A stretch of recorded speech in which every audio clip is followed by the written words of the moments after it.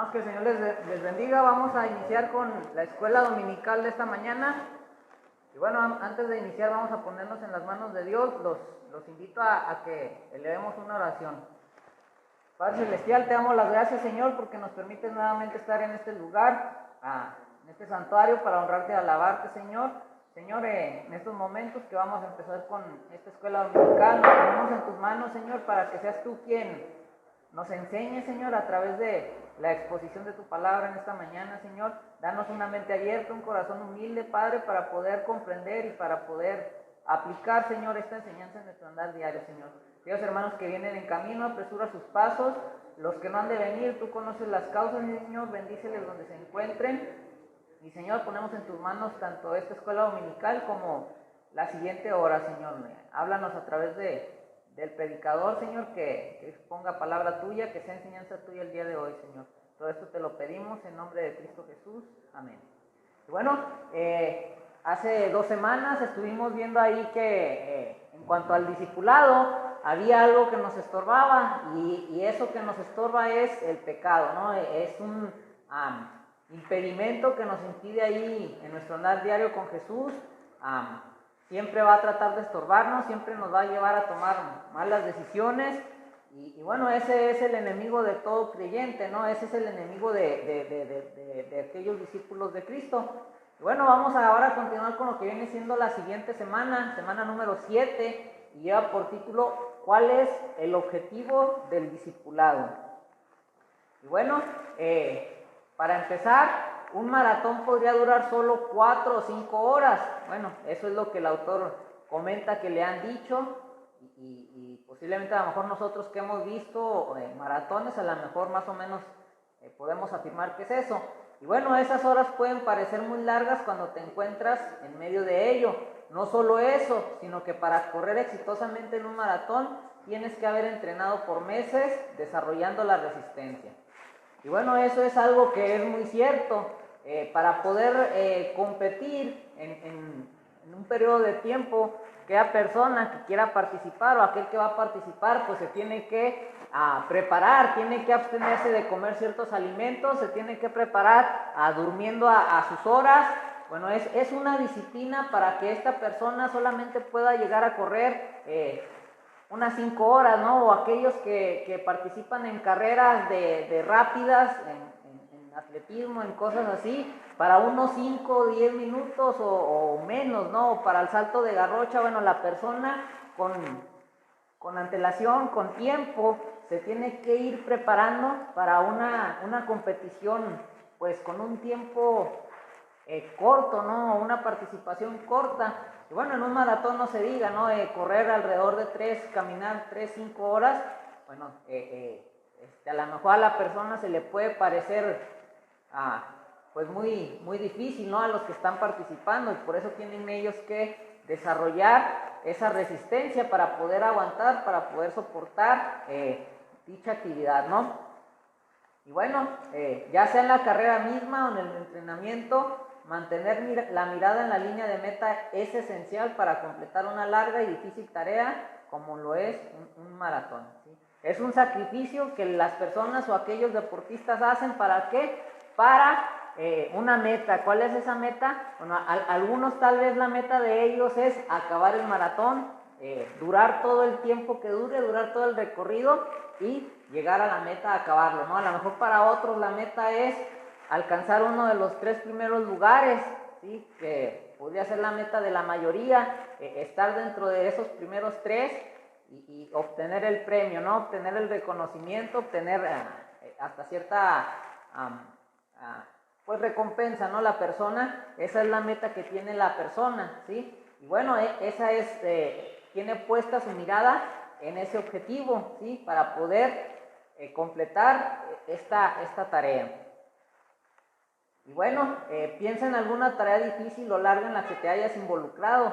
¿Cuál era el objetivo final? ¿Y cómo tu esperanza de alcanzar la meta influyó en la manera en que trabajaste en esa área? Bueno, a lo mejor una de las cosas que podemos tener o tuvimos como meta cuando éramos más jóvenes, cuando estábamos en la escuela, ¿no? El objetivo era el poder graduarnos, ¿no? Y ahí fueron 6 años de primaria, 3 de secundaria, 3 de prepa, y bueno, la profesional, ¿no? Que ahí va dependiendo de la persona, para algunos puede ser 4 años, a lo mejor para otros 6, o incluso para otros puede ser más tiempo, ¿no? Ese es un ejemplo de a lo mejor una tarea que fue difícil en su tiempo, y bueno, la mayoría de nosotros ahí tal vez nos involucramos. ¿Y cuál fue el objetivo de eso? Bueno, alcanzar la graduación, ¿no? Alcanzar el papel donde consta que yo ya que cursé satisfactoriamente mi tiempo de estudiante, ¿no? Y bueno, hubo ahí tropiezos, hubo desánimo, posiblemente sí. A lo mejor hasta tratamos o quisimos tirar la toalla, a lo mejor algunos en medio de la carrera o en alguna parte, muchos de nosotros a lo mejor, no, ya estuvo, yo ya no quiero nada con el estudio, ¿no? Y bueno, ¿qué es lo que nos influyó para poder alcanzar ese objetivo? Bueno, el papel, ¿no? El alcanzar ese papel, el cual pues era una evidencia de que cursamos esa carrera, ¿no? Ese es un ejemplo pues sencillo, pero ahí sí nos involucramos por largo tiempo, ¿no? Y a lo mejor hay muchas otras, ¿no? En las cuales nos hemos involucrado, pero esta puede ser un ejemplo de lo más usual. ¿Cuál es la idea principal del estudio del día de hoy? Bueno, al final Dios hará a todos los creyentes perfectos en santidad.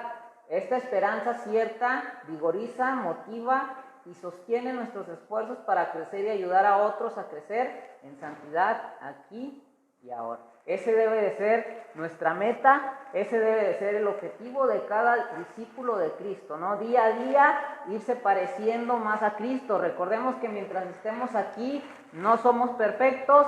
La semana pasada vimos que tenemos un enemigo que, a pesar de que somos creyentes, nos va a estorbar. Sí, ese enemigo es el pecado. El pecado va a tratar de retrasar tu crecimiento, va a tratar de cortar tu crecimiento, va a tratar de desanimarte, y bueno, a lo mejor hasta va a tratar incluso hasta que tú te rindas, ¿no? Que digas, bueno, ¿para qué vivo así? O ¿para qué trato de buscar la santidad si sigo fallándole a Cristo, ¿no? Y bueno, esta esperanza que Dios nos ha dado es cierta y nos debe de darnos esa energía, nos debe de motivar, pero también nos debe de sostener para poder seguir esforzándonos para nuestro crecimiento, pero no solamente para nuestro crecimiento, sino para ayudar a otros a que también crezcan, ¿sí? Recordemos que somos una comunidad, somos un pueblo, todos aprendemos de todos, aprendemos de todos, todos nos ayudamos o debemos de ayudarnos mutuamente, todos debemos de animarnos, exhortarnos, ir creciendo, ¿no? Y ese es la idea principal, ¿no? Que al final de todo esto, cuando Él venga o cuando estemos allá con Él, todos aquellos discípulos van a ser santos completamente, ¿no? Y bueno, ahí por favor vayan buscando ahí el libro de Colosenses, capítulo 1, vamos a leer los versículos del 24 al 26. Y bueno, en este pasaje Pablo habla acerca de la manera en que se regocijan los sufrimientos por la causa del Evangelio, lo cual antes estaba oculto, pero ahora ha sido revelado a todos los santos, ¿sí? Y bueno, este pasaje ahí nos dice, Colosenses capítulo 1, de los versículos del 24 al 26, nos dice ahí la palabra de Dios. Le voy a dar lectura, bueno, va a ser del 27 al 29. Y ahí del 24 al 26, bueno, es lo que nos dice Pablo acerca de gozarse en el sufrimiento, ¿no? Cómo él se goza por sufrir a causa de las buenas nuevas. Dice la palabra de Dios ahí del 27 al 29, a quienes Dios quiso dar a conocer las riquezas de la gloria de este misterio entre los gentiles, que es Cristo en vosotros, la esperanza de gloria, a quien anunciamos, amonestando a todo hombre y enseñando a todo hombre en toda sabiduría, a fin de presentar perfecto en Cristo Jesús a todo hombre, para lo cual también trabajo, luchando según la potencia de Él, la cual actúa poderosamente en mí. Y bueno, aquí el apóstol nos recuerda que Dios quiso revelar este misterio ¿a quién? A los discípulos, ¿no? A todos aquellos que tuvieran un encuentro personal con Cristo. Y bueno, ¿cuál fue este misterio? Es lo que vamos a ir reflexionando en esta mañana a través de este estudio, pero es interesante aquí lo que nos dice Pablo en el versículo 29, dice, por lo cual también trabajo, luchando según la potencia de Él, la cual actúa poderosamente en mí, ¿no? Entonces, bueno, es interesante cómo el apóstol Pablo, a pesar de lo que había hablado anteriormente en los pasajes anteriores acerca de sufrir por el Evangelio, bueno, también aquí él nos recuerda que está motivado, que está luchando, que quiere llegar a esa meta que él tenía, ¿no? Que es la meta que todo creyente, que todo discípulo de Cristo debemos de tener. ¿Cuál es esa meta? Ir pareciéndonos cada día más a Él, ¿no? Como dijo el apóstol Juan, es necesario que yo mengüe para que Él crezca, ¿sí? Entonces, ese debe de ser nuestro objetivo como discípulos de Cristo, que nosotros vayamos menguando, disminuyendo, pero que Él se vaya reflejando cada vez más en nosotros, ¿no? Que las personas puedan ver a un auténtico discípulo de Cristo, ¿no? En nuestro andar diario, en nuestro hablar, en todas las cosas que hacemos, que realmente las personas puedan ver a un discípulo de Cristo. Bueno, vamos a empezar con las preguntas de reflexión. Nos dice la primera pregunta: ¿cuál es el misterio que ha sido ahora dado a conocer a los santos? Bueno, ¿quiénes son los santos? Todos aquellos que hemos tenido un encuentro personal con Cristo, todos aquellos que hemos pasado de ser enemigos a ser hijos de Dios. ¿Y cuál es ese misterio según el versículo 27? Bueno, el misterio que ahora ha sido revelado a los santos es Cristo en vosotros, la esperanza de gloria. La muerte y la resurrección de Cristo trajeron consigo una nueva realidad para nosotros que creemos. Una realidad que fue prefigurada, pero no claramente divulgada en el Antiguo Testamento. Ahora Cristo vive en nosotros, lo cual es un anticipo tangible de la gloria que ciertamente nos espera. Y bueno, recordemos que en el Antiguo Testamento se venía dando esto, ¿no? Ahí los tipos y los antitipos en Cristo Jesús, ahí a través de todas las cosas se venía anunciando lo que iba a ser Cristo por el mundo, ¿no? Por aquellos que creyeran en Él. Entonces, recordemos que el Antiguo Testamento y el Nuevo no se oponen entre sí, ni son diferentes, sino que se complementa el uno al otro, ¿no? Toda la palabra de Dios es completa, es perfecta. Y bueno, en el Antiguo Testamento ya se venía hablando acerca de lo que iba a pasar o de lo que iba a hacer Cristo por las personas, ¿no?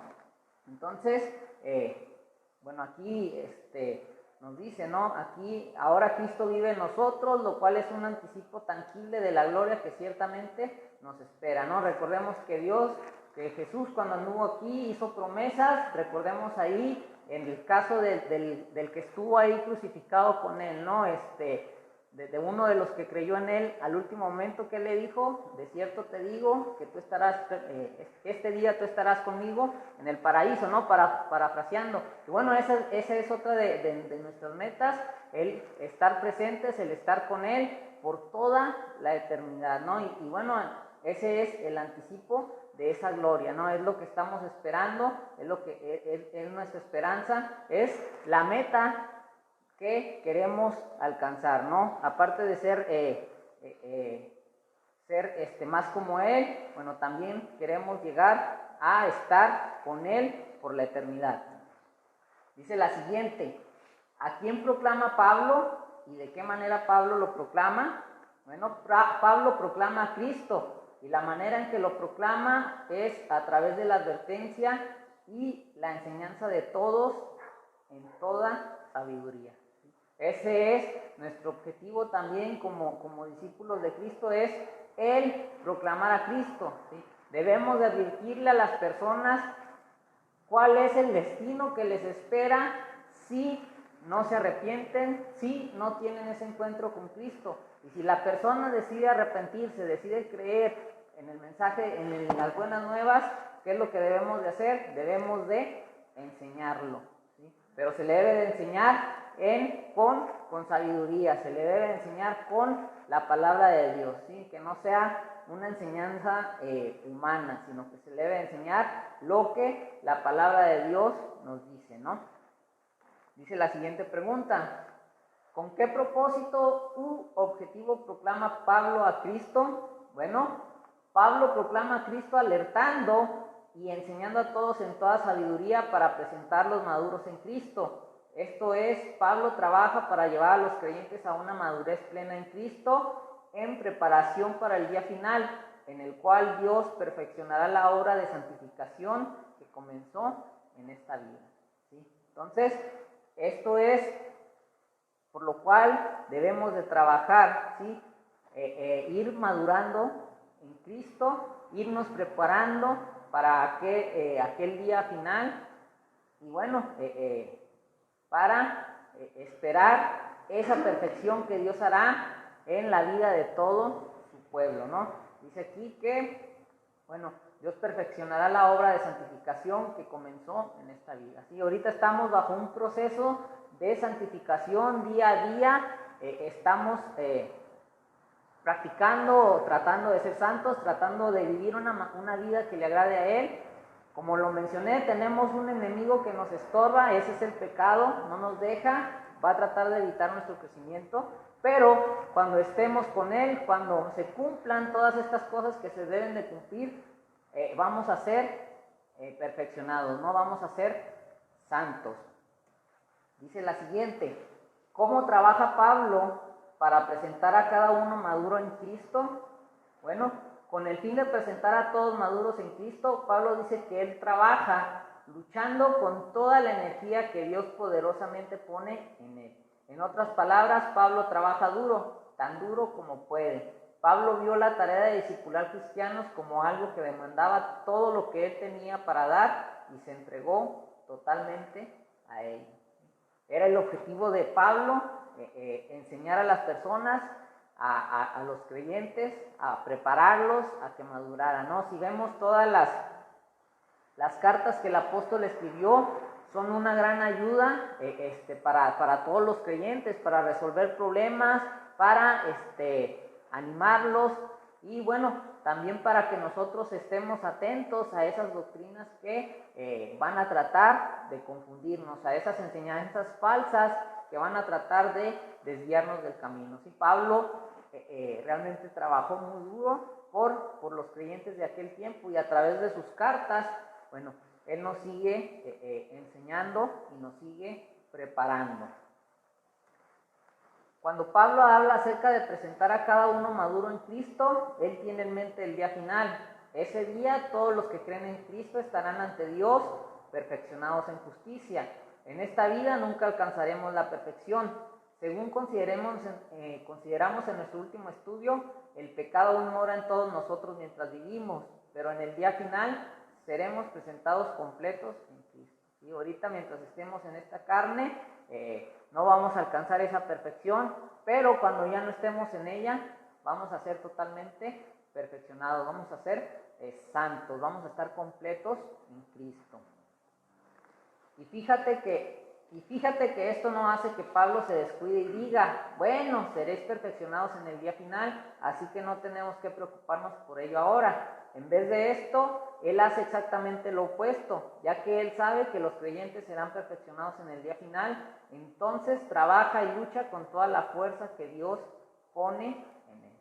Y muchas de las veces, los cristianos somos de esta forma, ¿no? Y pensamos de esta forma, bueno, ahorita un pecado, un día, pues Dios me va a perdonar y un día voy a ser perfecto, ¿no? Un día Dios me va a hacer perfecto, ¿no? No, debemos de estar atentos, debemos de irnos preparando, debemos de ir madurando, ¿sí? No debemos de descuidar nuestro discipulado, nuestro crecimiento en Cristo, ¿sí?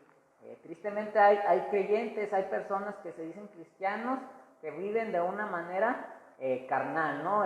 Se les dice, bueno, un día todos vamos a ser perfeccionados, dicen, bueno, pues mientras estoy en esta tierra, hago lo que quiero y después Dios me va a perdonar. No se trata de eso, sino que debemos desde aquí irnos preparando, debemos desde aquí ir madurando, debemos desde aquí irnos santificando, ¿sí? Nos dice la siguiente pregunta: ¿qué nos enseña esto sobre que el discipulado exige de nosotros a medida que buscamos crecer en Cristo y ayudar a otros a hacerlo? Bueno, Esto nos enseña que el discipulado demanda un esfuerzo constante, diligente y ferviente. Y no es fácil. Ninguno de nosotros se hace más santo de manera automática. Es necesario un esfuerzo impulsado por la gracia en nosotros para crecer en victoria sobre el pecado y vivir en santidad. Y requiere un esfuerzo impulsado por la gracia, el poder ayudar a otros a hacer lo mismo. Entonces, bueno, vemos aquí claramente que el ser discípulos no es fácil, requiere de esfuerzo, requiere de sacrificio, requiere de disciplina, ¿sí? Que cada uno de nosotros se discipline, que cada uno de nosotros se esfuerce por vivir una vida que agrade al Señor, que nos preparemos para vivir una vida que realmente le agrade a nuestro Dios.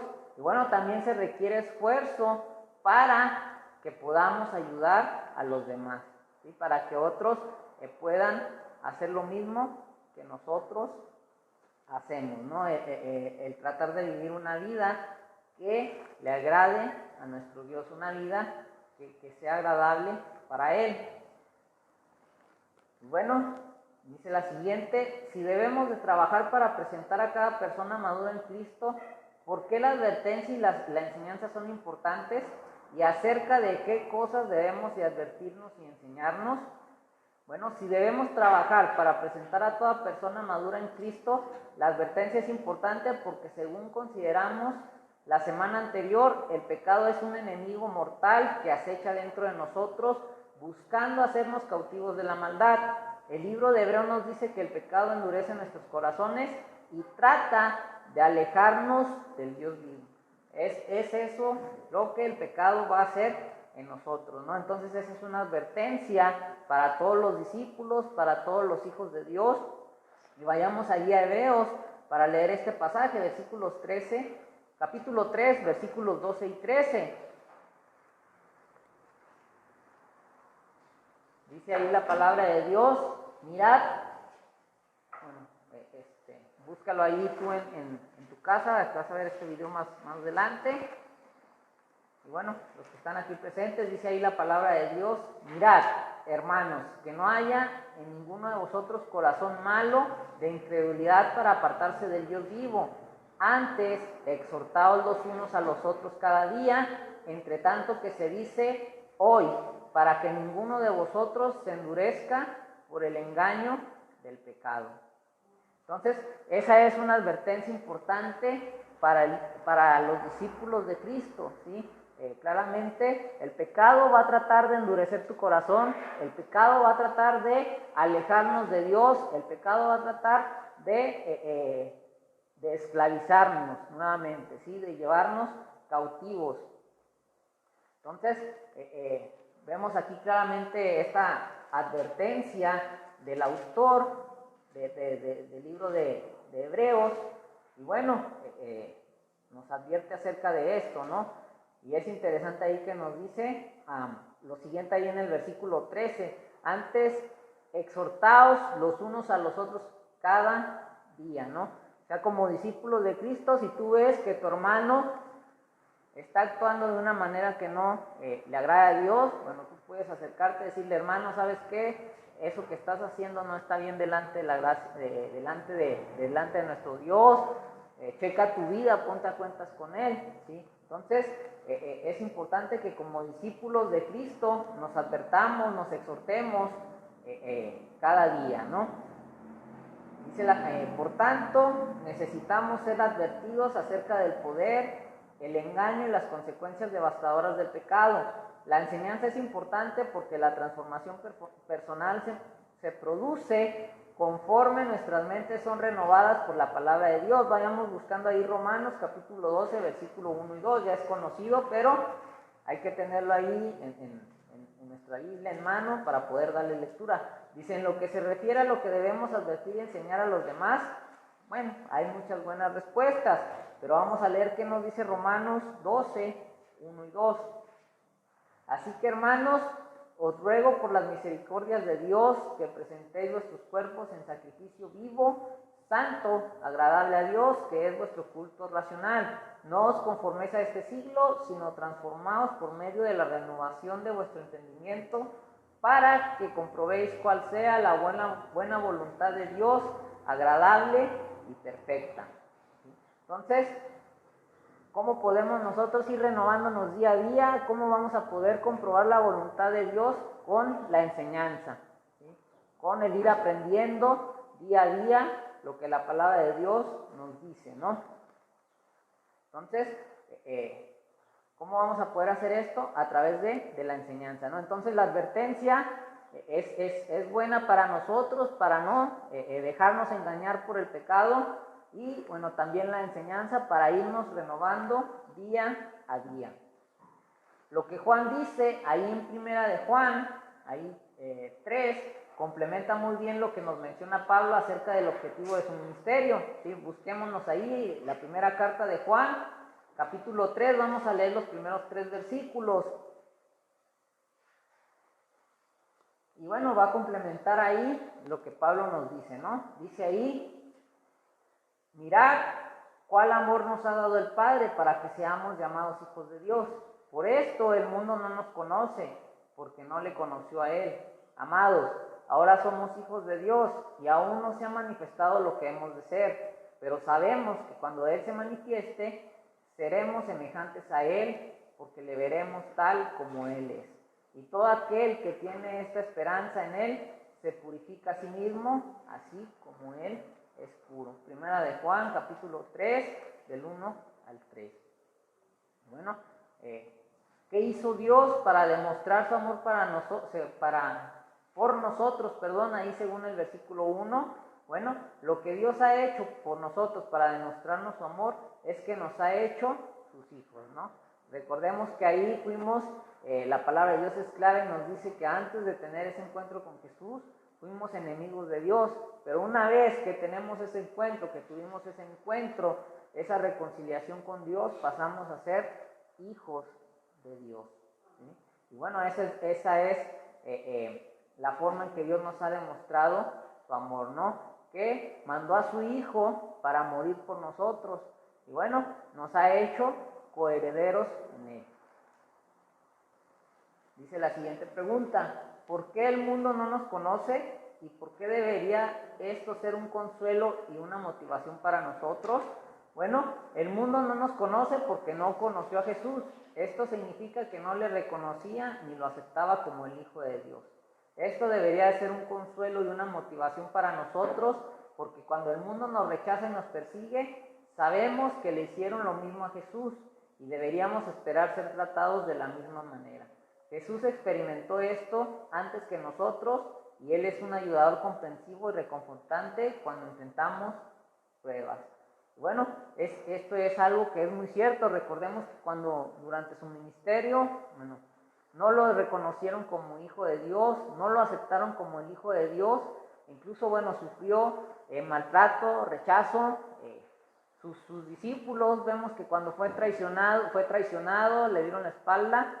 Y bueno, si a Él se lo hicieron, pues con más ganas a nosotros también, ¿no? Y bueno, esto debe de animarnos, debe de darnos esa esperanza y bueno, debe de hacernos fuertes para poder soportar todas estas situaciones, ¿no? Por eso sabemos que Jesús experimentó todas estas cosas y esto debe de motivarnos, esto debe de animarnos, de que así como trataron a Jesús en su tiempo, bueno, pues nosotros no estamos exentos de lo mismo, ¿no? Nosotros también vamos a ser perseguidos, vamos a ser maltratados, vamos a ser traicionados, vamos a ser,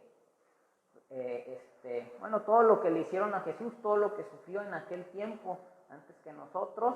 Y bueno, Él es un ayudador, nos ayuda, nos conforta cuando pasamos por estas situaciones. ¿Qué sucederá con nosotros cuando Cristo venga y por qué? Bueno, cuando Él aparezca seremos como Él, porque le veremos tal y como es. Esto no significa que seremos divinos como Él, sino que seremos perfeccionados en santidad como Él, ¿sí? Entonces, una vez que le veamos, vamos a ser santos así como Él es santo, ¿no? Ya no va a haber, ya no vamos a tener eso que nos estorba, ese enemigo que es el pecado que nos impide, sino que vamos a ser santos totalmente así como Él es santo. Dice la siguiente: ¿qué hace todo aquel que espera en Cristo a causa de esta esperanza? Según ahí el versículo 3, bueno, todo el que espera en Cristo se purifica tal y como Él es puro debido a esta esperanza. Entonces, todo aquel que espera en Jesús, todo aquel que espera en Cristo, busca vivir una vida que le agrade a Jesús, ¿no? Trata de vivir esa vida día a día, santa, perfecta, trata de alcanzar esa perfección, busca el vivir de una forma, de una manera que le agrade a nuestro Dios. A la luz de este pasaje y el anterior, ¿cómo responderías a alguien que dijere: si Dios nos va a purificar de nuestro pecado al final, ¿por qué tenemos que preocuparnos por eso ahora? No podemos simplemente seguir viviendo como queramos, ya que Dios nos perfeccionará al final. Bueno, claramente vemos, según estos pasajes, que debemos de ir día a día perfeccionándonos, ¿no? Y bueno, la Biblia nos da una advertencia que leímos ahí en Hebreo, ¿no? Dice que nos cuidemos para no poder endurecer nuestro corazón y alejarnos de Dios, ¿no? Entonces, es una advertencia que se le da a aquella persona que quiere vivir de una manera libertina, de una manera como él quiera. Bueno, por eso se le advierte, ¿no? La palabra de Dios es clara y nos está advirtiendo sobre qué va a pasar si tú vives como tú quieres vivir. Te vas a terminar alejando de Dios, el pecado te va a esclavizar y, bueno, incluso a lo mejor te vas a perder, ¿no?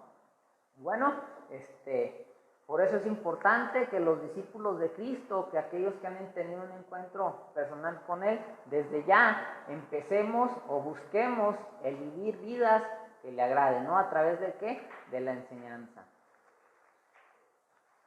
Dice, a la luz de este pasaje, bueno, otra respuesta podría ser que como cristianos somos considerados justos a los ojos de Dios solo por la fe, lo cual nos motiva a vivir de verdad una vida justa, ya que sabemos que hemos sido aceptados por Dios. Igualmente, la certeza de que un día seremos perfeccionados alimenta y motiva nuestros esfuerzos para crecer en santidad. Además, sabemos que solo aquellos que se esfuerzan por alcanzar la santidad en su vida serán glorificados en el día final. Y bueno, vayamos allá a Primera de Corintios, vamos a leer ahí del 6 al 9, del 9 al 11.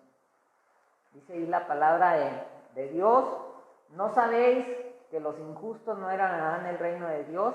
No erréis, ni los fornicarios, ni los idólatras, ni los adúlteros, ni los afeminados, ni los que se echan con varones, ni los ladrones, ni los ávaros, ni los borrachos, ni los maldicientes, ni los estafadores heredarán el reino de Dios.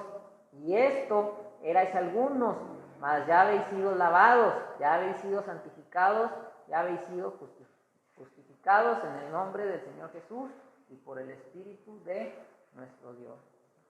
Entonces, realmente aquí nos da también la respuesta, ¿no? Nos dice que aquellos injustos no heredarán el reino de Dios. Aquellos que quieren vivir una vida como quieren, bueno, realmente nos damos cuenta que no heredarán el reino de Dios, ¿no? Pero aquellos que ya fueron justificados, que ya fueron perdonados, nos dice aquí que antes éramos, ¿sí? Antes fuimos eso. Y entonces, si antes fuimos ese tipo de personas, ya no tenemos por qué volver atrás, ya no tenemos por qué el anhelar vivir un estilo de vida del cual salimos, ¿sí? Por eso es importante que aprendamos que como discípulos de Cristo nos preparemos, crezcamos, vayamos buscando ir madurando como discípulos del Señor. Dice aquí la siguiente: ¿cuáles son algunas de las causas de desmotivación durante el proceso de discipulado y de qué manera este pasaje motiva y fortalece nuestra esperanza a medida que perseveramos en crecer en Cristo y en ayudar a otros a hacer lo mismo? Bueno, ya esta es una pregunta de personal, ¿sí? Y bueno, sí hay cosas que tal vez te desmotivan, te desaniman durante tu discipulado, ¿sí? Y bueno, ¿cómo puedes tú resolver esto? O el pasaje que leímos de Juan, ¿cómo nos debe de motivar y cómo debe de fortalecer nuestra esperanza para poder crecer en Cristo? Pero no solamente que crezcamos nosotros, sino cómo podemos hacer para ayudar a otros, ¿no? Nos dice la siguiente pregunta: ¿de qué formas específicas puedes crecer como discípulo y ayudar a otros a hacer lo mismo, haciendo que la esperanza de la gloria impacte en lo que hacemos diariamente? Bueno, ¿cómo podemos crecer como cristianos?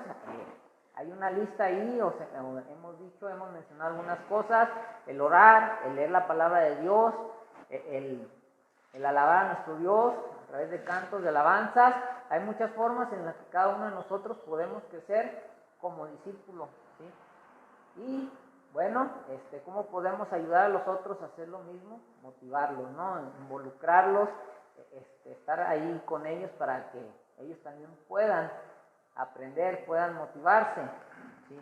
Entonces, bueno, vemos claramente que el discipulado tiene un objetivo, y es ir perfeccionándonos, ir preparándonos para cuando tengamos ese encuentro con nuestro Dios. Y cuando todas estas cosas pasen, cuando se llegue aquel día en el cual Él se va a presentar, bueno, debemos de ir o debemos de estar preparados. Y ese es el objetivo del discipulado en esta tierra. Así vimos ahí distintas cosas del discipulado. Vimos el discipulado a través del ejemplo, y vimos el discipulado a través de la teoría o de la enseñanza, así de una manera teórica. También lo vimos de una manera práctica. Vimos la definición del discipulado, y bueno, el día de hoy estamos viendo el objetivo, ¿sí? El ir preparándonos, el ir perfeccionándonos, el ir madurando como discípulos del Señor. Y bueno, no solamente que maduremos de manera personal, sino que a través de nuestra vida podamos influenciar a los demás, ¿sí? Entonces, esta ha sido la marca sana que hemos estado viendo, que es el discipulado, el crecer los unos con los otros, el ayudándonos, el ir exhortándonos, animándonos, ir aprendiendo los unos de los otros, ¿sí? Y bueno, esta es otra de las marcas sanas, una de las marcas sanas de la iglesia, ¿no? Que toda iglesia debería buscar tener, ¿sí? Hemos estado viendo a través de todo este tiempo marcas que identifican a una iglesia sana, ¿sí? Si tú por alguna situación o algún motivo tienes que cambiarte de iglesia, bueno, para que tú te des cuenta qué es lo que se está enseñando, cómo se está enseñando, y realmente en esa iglesia se está dando una enseñanza sana, ¿no? Y si no es sana la enseñanza que se esté dando ahí, pues ni te involucres, huye, y busca otra iglesia donde se realmente se esté enseñando de una manera sana. Y bueno, este fue el último estudio el discipulado, de los discípulos. Primeramente Dios, la próxima semana vamos a iniciar la nueva serie, la siguiente marca sana dentro de las iglesias, o que debe de haber en las iglesias. Y bueno, va a ser esta, guiándonos unos a otros, el liderazgo de la iglesia, ¿sí? Ahí vamos a estar viendo acerca de los líderes, cómo deben de actuar los líderes, ¿no? Primeramente Dios, la siguiente semana vamos a empezar con la introducción, y bueno, nos vamos a ir dando cuenta de lo que se va a ir tratando la siguiente marca, ¿no? El liderazgo de la iglesia. Y bueno, este es el estudio de esta mañana, ¿sí, hermano?